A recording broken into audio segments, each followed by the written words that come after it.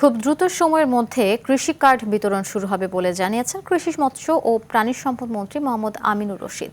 রাজধানীর একটি হোটেলে প্রাণী সম্পদ ও ডেইরি উন্নয়ন প্রকল্পের অগ্রগতি বিষয়ক কর্মশালায় তিনি এসব কথা বলেন। মন্ত্রী বলেন, ডেটা সংগ্রহে কিছুটা সময় লাগছে। ডেটা সংগ্রহ সঠিক হলে মানুষ ও দেশ উপকৃত হবে। কৃষির উন্নয়ন হলে দেশের উন্নয়ন হবে বলে জানান তিনি। এ সময় প্রতিমন্ত্রী সুলতান সালাউদ্দিন টুকু জানান, কৃষি অর্থনৈতিক সম্প্রসারণে সরকারের সর্বোচ্চ আন্তরিকতা আছে।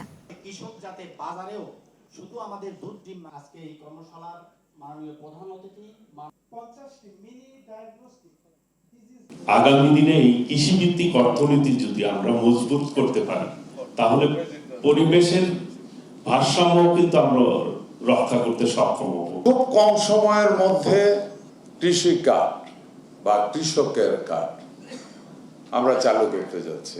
আমরা আশা করছি যতটুকু সম্ভব সমস্ত ডাটা ওই কার্ডের মধ্যে নিয়ে আসা।